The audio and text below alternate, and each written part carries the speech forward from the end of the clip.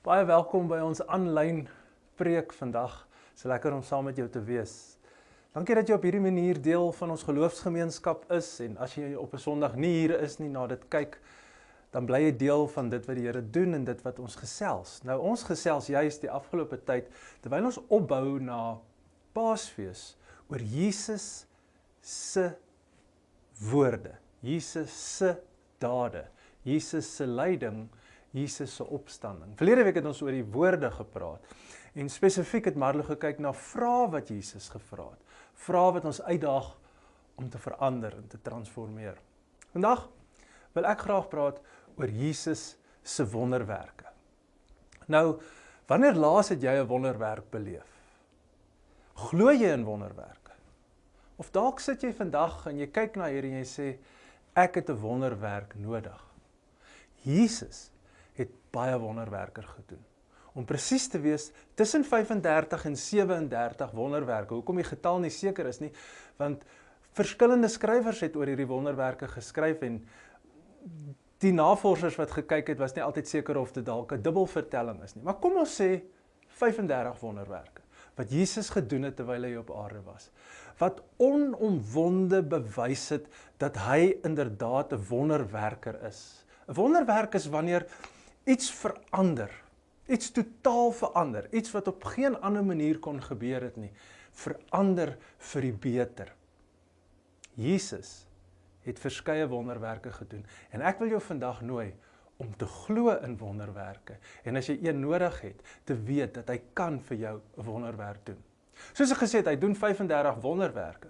Maar interessant, die skrywer Johannes in sy biografie van Jesus, dis nou die evangelie, wat hy oor die storie van Jesus skryf, kies hy net 7 wonderwerke wat hy oorskryf.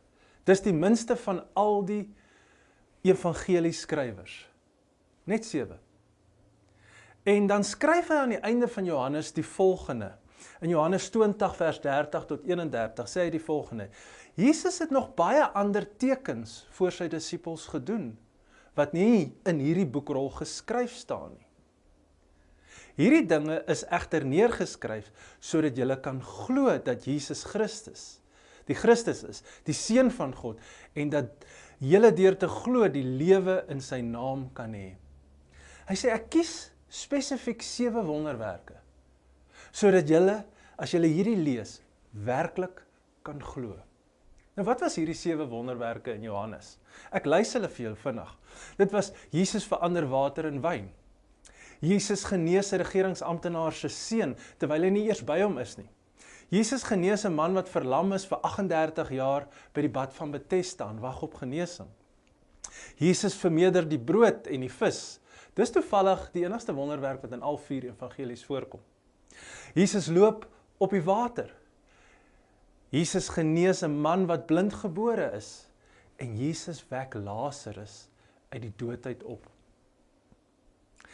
Nou, mense wat oor hierdie 7 wonderwerke skryf, sê nogal dat Johannes hulle ook so spasieer, dat dit letterlik opbou, dat elke wonderwerk net nog meer bewys dat hy die Seun van God is, nog meer bewys dat hy die almagtige wonderwerker is. En dit loop uit op hierdie crescendo waar hy 'n dooie opwek, Lazarus. Nou ek gaan nie vandag oor al 7 wonderwerke praat nie, maar terwyl ek in die week gedink het, het ek gevoel, ek wil oor 2 praat. Seker die mees algemeenste een wat jy al voel, dit was seker nie nodig dat Jesus dit moes doen nie. En dan 'n ander wonderwerk wat so 'n bietjie met 'n hoekom vraag worstel. Die eerste een is Jesus verander water in wyn. En ons lees daarvan in Johannes 2 vers 1 tot 11. Net gou vinnig die agtergrond. Jesus gaan na 'n bruilof toe in die dorp Kana. Sy disippels gaan saam, sy ma is ook daar, so ek neem aan dit was een of ander naby familie. En die wyn raak op. En sy ma sê, hoor jy, die wyn is op. En hy sê, moet ek regtig ietsie aan doen? En dan sê sy ma vir die kelners, as hy vir julle sê om iets te doen, doen dit. En Jesus sê, toe gaan vat daai houers, daar 6 kanne wat daar staan, min of meer 80 liter per kan. Hy sê, maak hulle vol water. Maak dit vol water en hy sê, laat die hoofkelner dit proe. Toe die hoofkelner dit proe, is hy verskriklik beïndruk. met hierdie goeie wyn, hierdie water wat in goeie wyn verander het. En dan sê die teks, hy het sy heerlikheid geopenbaar deur hierdie wonderwerk, dis in vers 11, en sy disippels het in hom begin glo. Dis asof Jesus spesifiek hierdie eerste wonderwerk doen, om sy naby volgelinge te laat oortuig, kyk, ek is die wonderwerker, ek is die almagtige. Nou wat kan ons leer uit hierdie wonderwerk?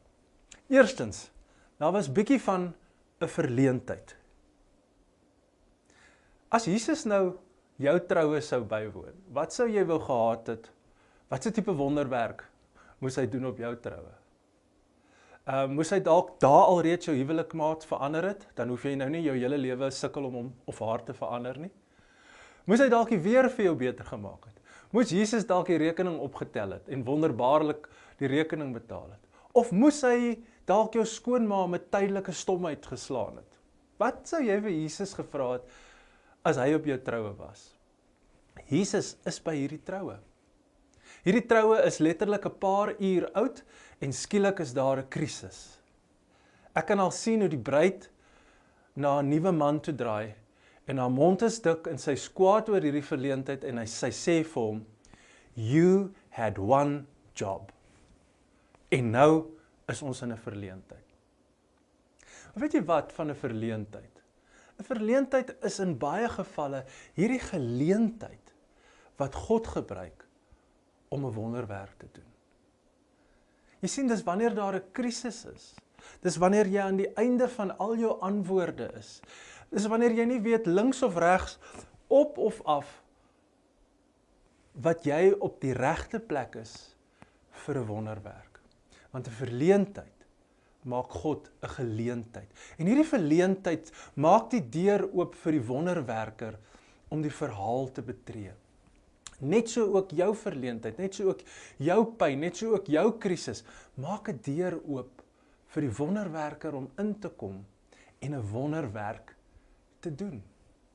So moenie na jou krisis of jou verleentheid kyk en sê, ag ek weet nie, ek voel moedeloos. Kyk hoopvol na dit, kyk in geloof na dit, kyk met verwagting na dit, dat die wonderwerker iets kan doen. Maar dan sien ons ook hierdie wonderwerk, daar was gehoorsaamheid betrokke. Hulle moes sekere goed doen. Die ma van Jesus sê, wat hy ook al vir julle sê, doen dit. En al lyk dit snaaks, al maak dit nie vir jou sin nie. En hy sê vir hulle, maak hierdie 80 liter kanne vol water. En ek kan al sien, die kelners het by hulle self gedink, luister, water het ons, dis nie ons probleem nie. Maar hulle doen wat hy sê, want jy sien, daar's altyd iets wat ons ook moet doen. Daar's 'n versie wat ek baie keer lees, en dit kom uit Josua, die 3de hoofstuk, vers 5, wat hy die volgende sê, hulle staan by die Jordaanrivier, hulle moet nou deurgaan na Jerigo toe. So wat nou? Wat gaan hulle doen? En dan sê Josua vir hulle die volgende. Hy sê, berei julle voor. Die Here gaan môre wonderwerke onder julle doen. Kan jy sien? Die wonderwerker is daar, maar wat? Daar's voorbereiding. Daar's iets wat ons ook moet doen. Daar's iets wat ons ook in plek moet sit. As ons dink aan die vermeerdering van die brood, daar was 'n seentjie wat moes brood en vis gee. As jy dink aan Jesus wat die storm stil maak, hulle moes Jesus in hulle boot inneem. En as jy dink die melaatses, hulle moes hulle vir die priester gaan wys. Daar's baie keer iets wat ons ook moet doen. Ek dink aan die vrou wat aan bloedvloeiing gely het.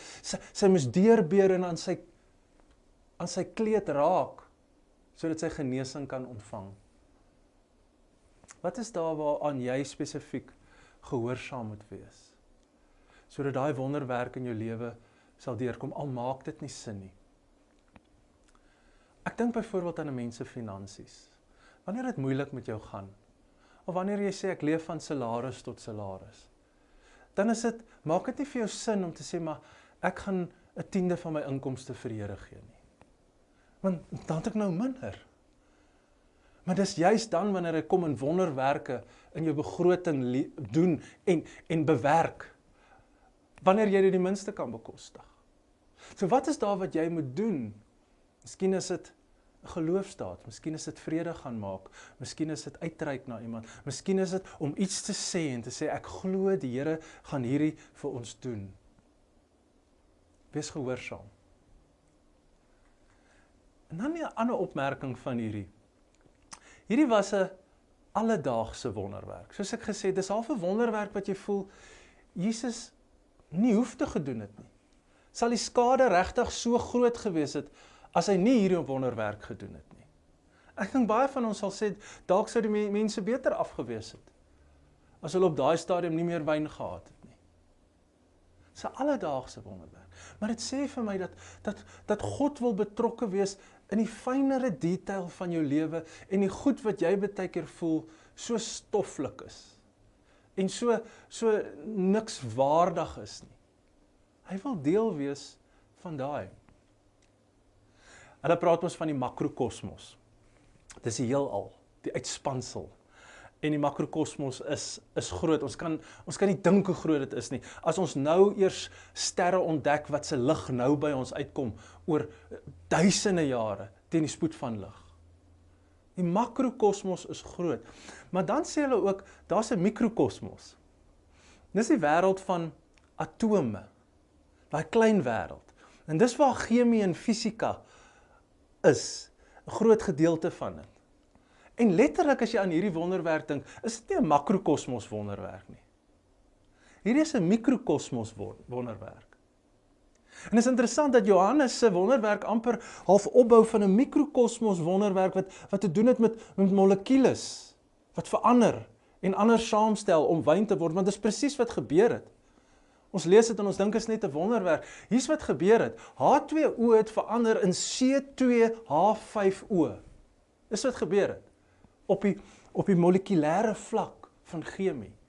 En 'n klomp prosesse moes gebeur het vir hierdie wonderwerk om te gebeur rakende chemie.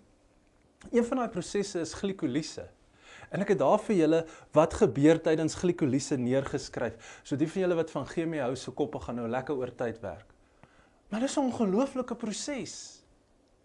En Jesus doen dit omdat hy belangstel in die alledaagse. Hy raak betrokke by die mikrokosmos omdat hy ook wil betrokke wees by die mikrogedeeltes van jou lewe. Mark Batterson sê die volgende: God is great not because nothing is too big for him, but because nothing is too small for him. Jesus verander water in wyn. Omdat daar 'n verleentheid is, omdat mense gehoorsaam is en omdat hy wil betrokke raak by die alledaagse van jou lewe. En ek wil vir jou sê, betrek hom. Betrek hom by daai alledaagse van jou lewe. Dan die ander wonderwerk wat ek wil kies, is die genesing van 'n man wat blind gebore is. Ons lees van dit in Johannes 9, vers 1 tot 12. Ek vertel vir julle die storie. Jesus stap en hy sien 'n man langs die pad wat blind gebore is. Sy disippels vra vir hom: Here, is hierdie man blind as gevolg van wat hy gedoen het, of as gevolg van die sonde van sy ouers? Nog 'n interessante vraag, 'n vraag wat mense daai tyd gevra het, want hulle het geglo dat sonde kan oordra na 'n volgende geslag toe, en dan sekere gevolge het, soos sy disippels vra dit. En dan sê Jesus hierdie woorde. Hy sê nee, dit is nie sy ouers nie. Hy sê maar dit het gebeur sodat die dade van God in hom geopenbaar sou word. Interessante antwoord. En dan gaan Jesus en hy sit modder op sy oë en hy sê vir hom, gaan na die bad van Siloam en gaan was jou oë. En toe hy sy oë klaar gewas het, kan hierdie man sien en almal wat hom sien en erken hom as hierdie bedelaar wat blind is en sê, hoe is dit, wat het gebeur? En hy sê Jesus het hom gesond gemaak. Die eerste gedagte wat vir my na vore kom in hierdie wonderwerk, is die hoekom vraag. Toe die disippels hierdie man sien wat blind gebore is, vra hulle die vraag wat ons almal van tyd tot tyd vra. Hoekom? Hoekom gebeur slegte goed met goeie mense? Hoekom laat God dit toe? Hoekom ek? Ek verstaan nie. Hoekom het hy my nie meer lief nie? Hoekom het sy my nie meer lief nie? Hoekom moet ek hierdie siekte dra? Hoekom moet ek so sukkel of so Tannie Stini sê, hoekom moet ons so suffer? Die hoekom vraag, want ons wil weet. Ons wil weet vir wie ons kwaad moet wees. Ons wil weet wie se skuld dit is. En as ons nie daai skuldenaar vind nie, dan maak ons almal die volgende konklusie. Dis God. Hoekom het God? Nou, hier is die waarheid. As my pa hoë cholesterol gehad het, buitengewoon hoog, nie as gevolg van sy dieet nie, maar as gevolg van, hy het net hoë cholesterol gehad, is die kans goed, dat ek ook hoë cholesterol sal hê. Al eet ek gesond, en moet ek dan heel waarskynlik medikasie daarvoor gebruik. Soos daar baie siektes wat oorerflik is dit omdat God dit oordra, of is dit genetika? Ons almal sal vir mekaar sê, dis genetika. Dis natuurwette. Dis 'n eenvoudige voorbeeld. Julle ken die momentum formule, massa maal spoed is momentum. As ek moet gaan, en ek gaan staan op die snelweg voor 'n groot trok wat teen 100 km/h ry, en ek sê, kom trok, ek glo dat die Here my gaan beskerm, en daai trok ry oor my. Wat gaan met my gebeur? Ek gaan 'n trok sien, en dan gaan ek Petrus by die hemelpoort sien. Dis 'n natuurwet. Ek kan nie dan sê, hoekom God, waarom God nie. Baie goed wat gebeur in hierdie lewe, is oorerflik, is natuurwette, maar is ook die wreedheid van die lewe, die stikkend van die lewe, die nalatigheid van mense, die boosheid van mense. As ons dink aan verkrachting, ons dink aan moord, ons dink aan geslagsgebaseerde geweld. Dis die wreedheid van die lewe, dis die gemeenheid van mense.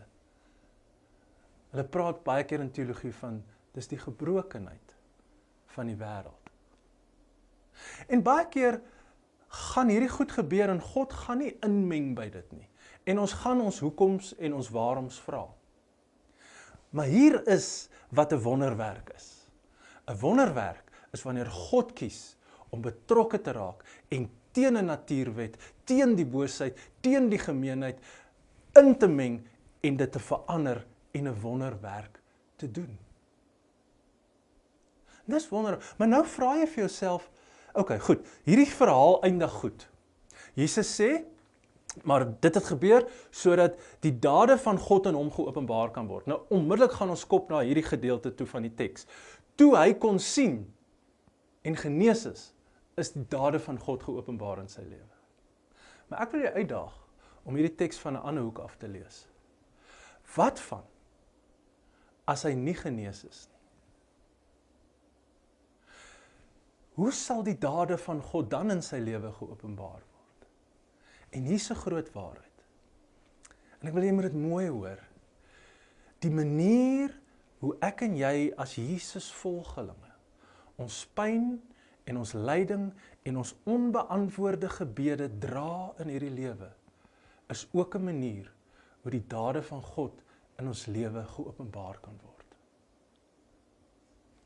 Baie van ons ken die storie van Hetty Brits, die vrou van die sanger Louis Brits, wat verkragt was, inbraak en verkragt.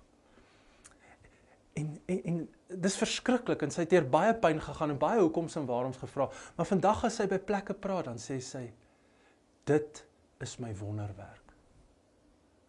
Die manier hoe ek hierdie pyn dra, die manier hoe ek vergewe het, die manier hoe ek gegroei het as gevolg van hierdie lelike, bose ding wat met my gebeur het. Die dade van God word geopenbaar deur haar lewe. Hoe dra jy jou kruis? Hoe dra jy jou pyn? Sodat die dade van God ook in jou lewe geopenbaar kan wees. Maar moet my nie verkeerd verstaan. Ek glo nog steeds vas dat ten spyte van ons kruise, ten spyte van ons pyn, ten spyte van ons lyding, dat die wonderwerke kan gebeur en dat die wonderwerker deurbrake in ons lewe kan bring. Bring my by die volgende gedagte van hierdie blinde man. Jesus sien hom. Vers 1 begin met hierdie woorde. Hy sê, en Jesus het 'n man langs die pad sien sit. Toe vra sy disippels vir hom. So, nog voordat hulle hoekom kon vra, of nog voordat hy vir Jesus kon vra vir 'n almoes of vir genesing, het Jesus hom alreeds raak gesien. Dit is iets wat ons baie goed moet hoor. God sien ons raak. Op 'n stadium jaag Sara haar slavin Hagar in die woestyn in, en Hagar sit daar en sy voel sy gaan dood, en die Here openbaar homself aan haar, en dan sê sy die volgende: hy is Yahweh Roi. Hy's El Roi. Hy's die God wat sien. Jy sien, Jesus sien raak nog voordat ons vraag vra. Jesus sien raak nog voordat ons die pyn verbaliseer. Hy sien mense in bome wat wegkruip. Hy sien mense onder bome wat wonder. Hy sien 'n vrou by 'n put wat alleen is. Jesus sien raak. Baie interessant, in die tyd wat Jesus op aarde was daar twee ander baie bekende wonderwerkers. Mense wat wonderwerke gedoen. Een se naam was Honnie die sirkeltrekker. Hulle het hom dit genoem, want hy het een keer gaan staan, toe trek hy 'n sirkel reg rondom hom, en hy sê, buite my gaan dit reën, maar in hierdie sirkel gaan dit nie reën nie, en dit het gebeur. Daar was ook 'n ander een, Hanina Mendoza. Hy het ook wonderwerke gedoen in Jesus se tyd, onder andere die bekende Gamaliel. Hy het gebid vir sy seun, en 'n wonderwerk het gebeur, en het gesond geraak. Maar hoekom hoor jy dalk nou die eerste keer van hierdie mense? Wat was anders van Jesus, die wonderwerker? Ja, ons weet hy was die seun van God, maar hy het raak gesien. En Marcus Borg skryf die volgende oor Jesus. Hy sê, what distinguished Jesus most from all the other prophets was his personal involvement with people. Hy was betrokke by mense. En ek wil vir jou vandag sê, die wonderwerker sien jou raak. En dan wil ek afsluit. Hierdie man moes iets doen. Van waar hy Jesus geontmoet het, daar waar hy gebedel het, waar Jesus hom raak gesien het, moes hy met modder aan sy oë oor die 200 trappe afstap, in die stad in, na die bad van Siloam, om sy oë daar te gaan was. En soos ek vroeër gesê het, daar's so baie plekke, waar daar ook iets is, wat die mens moes doen, vir God om die wonderwerk te doen. Soos ek Josua 3 vers 5 gelees het, berei julle self voor, die Here gaan môre wonderwerke onder julle doen. Wat is dit wat jy moet doen? Wat is daai een stap wat jy moet gee om die wonderwerk in jou lewe te beleef? Deel van Jesus se openbaring hier op aarde as wonderwerker. Hy het homself as 'n wonderwerker openbaar, en daarom kan ons glo dat hy vandag nog wonderwerke doen. As ons glo dat sy woorde vandag nog relevant is, moet ons glo dat sy dade en sy wonderwerke ook vandag nog vir ons relevant is. Want solank hy betrokke is by enige situasie, sê ek die volgende, is dit 'n komma en nie 'n punt nie. Daar kan nog 'n maar. Dinge is hopeloos, maar God het ingegryp. Dinge het nie uitgewerk nie, maar God het ingegryp. Punt. Uitroepteken. Ek nooi jou vandag na die wonderwerker toe. Kom ons bid saam. Here, ek wil bid dat soos ons nou voor U sit, waar wie ook al nou na hierdie luister, en na U toe uitreik en sê, Here, ek het 'n deurbraak of 'n wonderwerk nodig. Watter area ook al, Here. Mikro, makro, alledaags, bonatuurlik. Here, ek wil bid, in die naam van Jesus, dat U in daardie lewens, gesinne, huishoudings, deurbrake sal gee, omdat U die wonderwerker is. En ons sal U loof, en ons sal U prys. Amen.